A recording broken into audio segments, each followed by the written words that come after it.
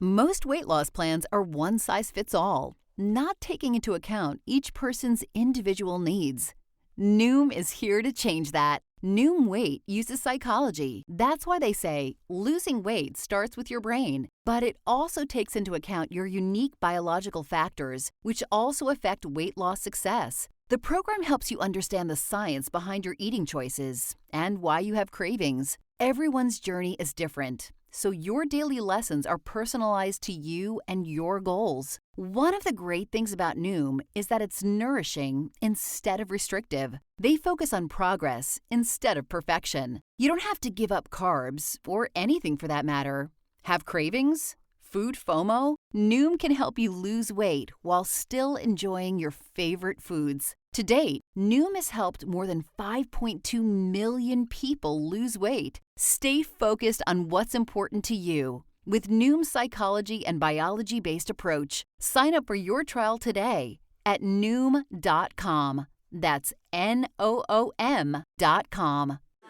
This is Life Admin Life Hacks, a podcast that gives you techniques, tips and tools to tackle your life admin more efficiently, to save your time, your money and improve your household harmony.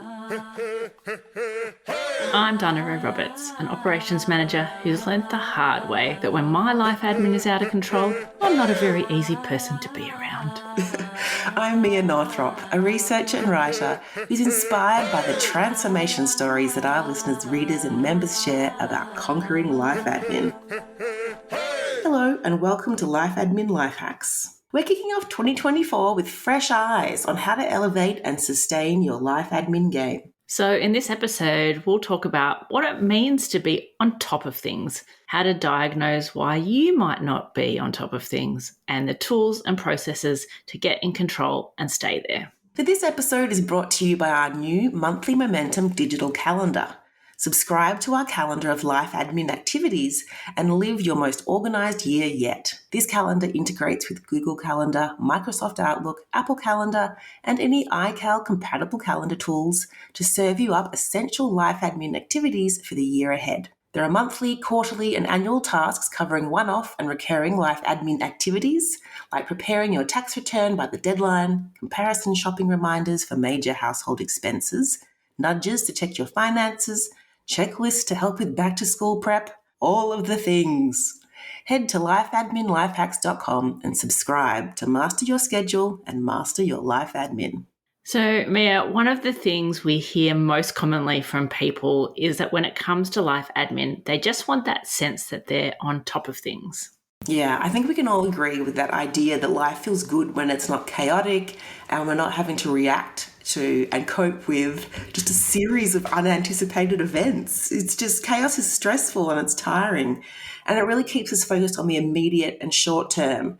So we never get to longer term or more important projects because we're always just, in whack-a-mole mode, focusing on the urgent. Yeah, and in contrast, when you feel like you're on top of things, you feel organised, you feel confident, you feel like you know what's going on, and you can effectively manage whatever comes your way. Look, we can acknowledge that there's plenty in life that is out of our control. I love that saying about the surf. Can't stop the waves. But you can learn to surf. And I guess that's really what we're talking about in this episode.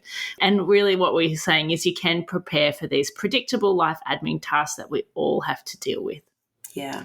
So I think we're all clear on why we want to be on top of things. But Dinah, the $1 million question is, how do we do it? Yeah.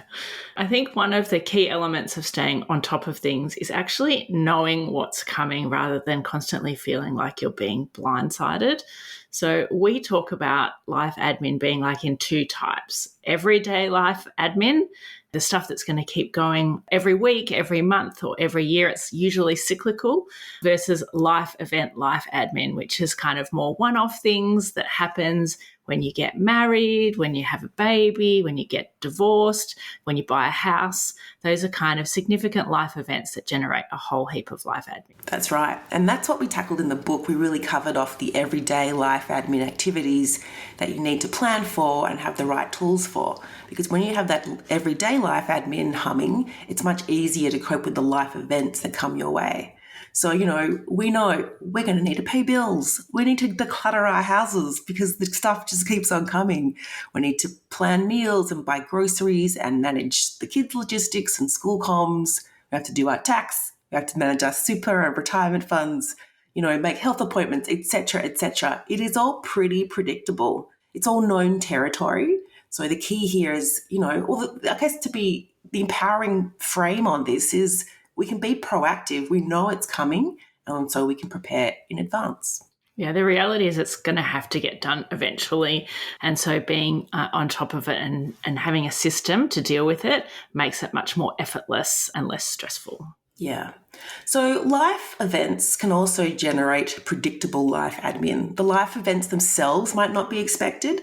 So, if there's suddenly someone with a chronic illness or something, terrible happens, or maybe you have a surprise baby that you weren't quite planning, like these events generate predictable life admin. And so there are lots of resources out there. There's this podcast, there's millions of websites that tackle things like, buying a house, moving house, getting married, changing jobs, or dealing with the fact that there's a chronic illness. So there are raw resources you can draw on, and they outline the steps involved and what you can do to make it smooth for yourself. So obviously this requires some research, but then you can apply the same system and tools you use for your everyday life admin to manage that extra life admin. Yes, but what are these systems and tools? Like, what are the ones that you need to have in place?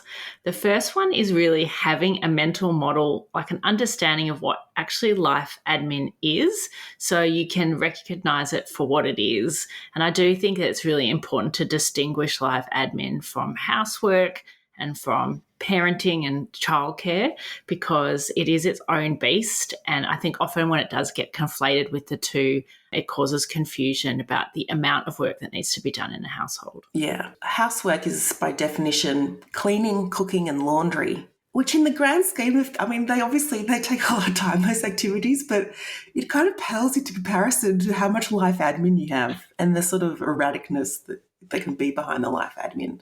So yeah, there's life admin bucket, there's the housework bucket, and then if you have kids, there's a whole other childcare bucket. Firstly, once you've got that mental model or the understanding, then we start to talk about some of the actual tools you need to deal with it. So the first one that is absolutely essential is a digital calendar where you schedule all of your life admin activities to give them visibility and get a true account of your commitments and availability across your family. Yeah, I feel like one of the key practices is to really get real about how much time you have in your day and to have a calendar that reflects what you will actually be doing. And for some people, it feels like overkill to put in, on Wednesday and Saturday, I need to do laundry for half an hour or an hour. But that is time out of your day that you don't have to be running around after kids or to do work or to do, all the other things that are responsibilities for us. So putting in some of those everyday life admin activities like the laundry or like your hour of power or like the fact that you have to sit down and meal plan or plan a birthday party, whatever it is, all of those things belong in the calendar so that when you're looking at your calendar, you can see your commitments and understand your true availability. So you can say no to things basically, or yes to things, fun things that come your way. And it was interesting to hear one of our course participants yesterday talking about scheduling in time to actually check her email and realizing how much time that took, and that if you don't have time for it in your day, that's when it can get out of control. So It's depending on what season of life you're in and your amount of life admin, that will really help you think about what you need to schedule into your calendar. One thing you definitely need to have in that calendar is an hour of power. So it is probably weekly or fortnightly, depending on the amount of life admin, really an hour to focus to do the chunky life admin tasks that you can't slip in between other things. And that hour of power really gives you that confidence that when you've got big life admin tasks to do, when they're going to get done. Yeah, that peace of mind of knowing there's dedicated time in the week to do that is wonderful. And you can actually come and do your hour of power with us. If you head to the website, go to our resources section, and you can sign up for our weekly workroom and you come and do it alongside us. It's fabulous. It's crazy how productive you are when you're just sitting there with another group of people and everyone's powering away. So come and sign up. So the next key foundational tool is really a password manager. Now, I think the temptation for a lot of people is to use the password manager that's in your browser or in your phone. But what we're talking about here is actually making a bit of investment and getting a tool like Keeper that can save all of your passwords, but also add form filling data.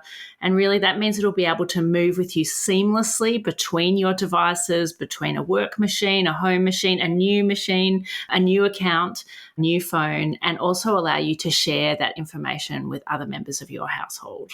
Yeah, I worked with a coaching client this week to set up password managers across all of her devices because it can be painful. It's technical. We're not going to lie, but it can be done. And it's worth it because then she had her kids, her partner, all with the same password management system. So the kids could access all of their games across their various consoles and devices. And both of her and her partner were equipped with the password to do the life admin they needed to do without having to bug the other person for details or have a task delegated their way simply because the other person didn't have access to a certain account. Yeah, that definitely used to be the problem in our house, that I held all the passwords and therefore all the responsibility. So the ability to share those really makes sharing out tasks way easier.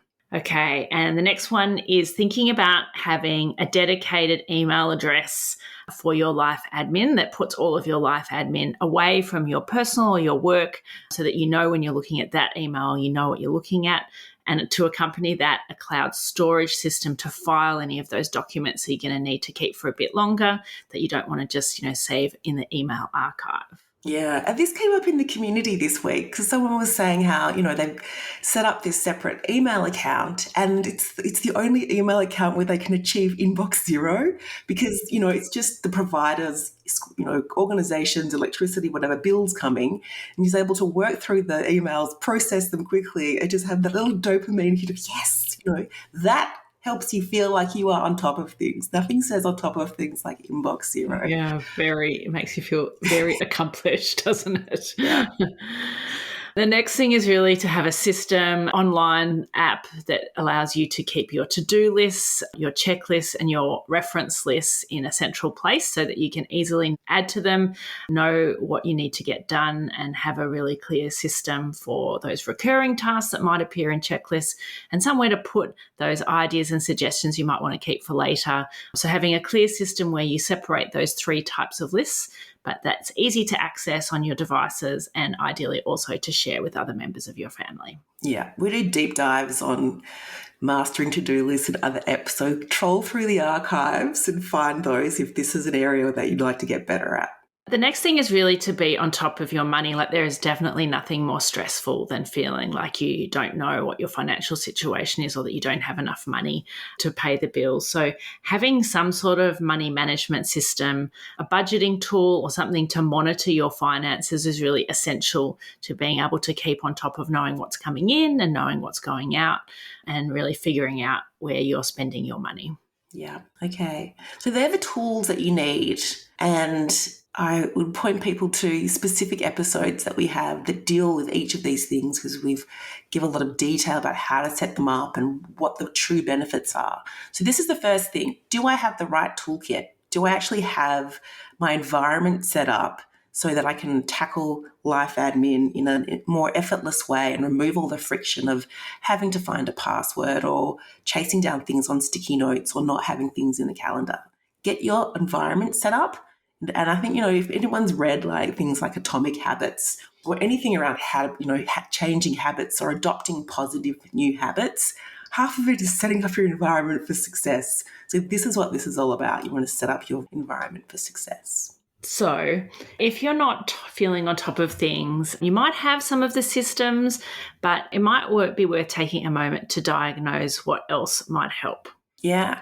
So what I find interesting is this idea of, at what stage do life admin tasks appear on your radar? Like, can you see them 100 meters out before they're like up in your face and critical? Do you know they're coming? Do you email time to deal with them? So if you're being surprised or you can't keep track, you need to sort of pause and think, okay, why is that? Am I not recognizing that this is life admin and it's going to, this is going to trigger a task for me to do? Is your email inbox just overflowing and so you can't identify things that you need to action or respond to? Do you have piles of unopened mail in your house? And I've certainly worked with clients where we just have to open up a stack of envelopes. It's just got intimidating and too hard. But there's always a life admin task lurking in there. And sometimes there might be a communication problem with your partner. If you're partnered and they're like either lobbing you things last minute, just chucking a couple of bombs your way, like little time bombs. It's like, oh, great. You could have told me about that some time ago. Or you could be having I thought you were dealing with that. Are you dealing with that? Didn't you do that conversation? So there might be a communication problem. You might not just have a to-do list and be writing these things down, or you might not have an hour of power in the schedule. So you're going to feel on top of things when you notice incoming life admin before it's super urgent and you have a plan on when you'll tackle it. So have a think about, at what stage are life admin tasks coming on my radar? How can I get a bit more sort of lead time or runway? I'm just mixing metaphors here so that it's not, you're not in urgent mode. You're not in urgent whacking a mole, fire extinguisher mode. Yep. It's definitely that. But I think one of the other things, and I guess, former tax accountant here, so people often telling me about the many years of taxes that they've failed to do. So I think that's related to... Would I be one of those people, Dave? That you might be. In the past. I think that there's what sometimes people don't recognize is the reason that they're not doing something is because they actually don't know how to do it. And so they get kind of paralyzed by not knowing what the next step is to do the thing. So I do think that then you actually need to start to accept that is the problem and to take the time to do a little bit of research about what it might be, or to ask a friend about how they might deal with it, or to seek help from a professional. Or read our book. Yeah, read our book. Listen to our podcast. Get our course. We're here to help. So I do think that is a very valid first step. And I think particularly when you've got large chunky tasks like do taxes, it's partly like breaking it up into steps, but also thinking about who might you need to ask or what research might you need to do to know how you might need to deal with it. Yeah. And this was the core part of our journey. Like we had to learn all this stuff. We didn't even realize we didn't know. Yeah. You're like, I'm a functional adult. I've got a degree. I hold down a full-time job. I know how to do this stuff. But in reality, when you look under the hood of some of it, it's, understanding, okay, actually, if I use this tool or refer to this website, I've just saved myself 3 hours.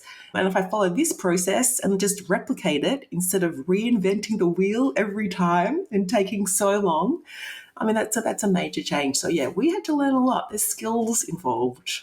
And I think another thing to think about is, have you taken too much life admin on? So if you're single, you've got no choice. But if you're partnered or a family, what's actually shared in your family? What have you delegated to others to do, or maybe outsourced? Have you really set some clear boundaries about what you're going to be responsible for and what others are responsible for, and really thought about saying no? And saying, no, you've agreed you're going to be looking after that, so I'm not going to leap in and rescue you with this task. Yeah, and for those of us who are single or co-parenting or solo parenting, with life admin, I mean, you do have a choice about how much you take on in terms of how frequently you decide to do some life admin tasks. There are some things that you think, in an ideal world, I might do this monthly or quarterly, but hell, I'm just going to do it twice a year or once a year. Or you might think, I'll do it, but I'm going to do it to 70%, not 100%. You just ratchet down the quality and lower your expectations. It's the only sort of way that you can, exert the control that you have in terms of how much effort you can apply to it. Reset your expectations. If you think you're on sort of superwoman or superman mode, trying to do perfection, just ratchet it back. And it's really interesting the difference it makes you feel when you reframe that, as opposed to, I'm feeling bad because I haven't comparison shopped my house and contents insurance this year, versus I've decided this year that I don't have time. And even though I know it might save some money, I've decided that my time is more important this year and I'm going to do it next year. Like that reframing can make a huge difference in how you feel about yourself and your sense of control. Yeah, it brings that intentionality to it. Instead of just thinking, I let that slide, you're like, no, I've just made the decision, and you can move on. Nice reframe time. And then I think it's what else might be getting in the way of time to do your life admin. So, definitely something I've fallen into the trap of before is taking on too much in other parts of your life. So, helping others before you've helped yourself by getting organized and feeling good. It might be volunteering in your community. It might be too much additional responsibilities at work. It might be helping out others. So, it's really important to raise the priority of doing your life admin, as it's key to you getting back that feeling of being in control. And if you do let the wheels feel off, you'll feel in disarray. Yeah. And some people might think, oh, this sounds a bit selfish. But, I hate to wheel out the oxygen mask in the plane analogy again, but you can't be effective if you're saying yes to everything and you're constantly deprioritizing this need to actually do your own life admin, so that you actually feel on top of things, that you don't feel stressed out, that you don't feel like you've got this lurking homework and sort of chaos lurking at the door. And I think another part of this, in terms of what's getting in the way of time to do it, is just how consistent are you? Showing up each week for an hour might seem like it won't be enough, but it's actually transformative because it's a focused hour where you get to do some of that important stuff. And you don't have to be comprehensive. You don't have to get through your whole to-do list every week. You just need to be consistent. And that consistent effort over the long run is essential to staying on top of things. I mean, consistent effort over the long run is the key to success for most in life, right?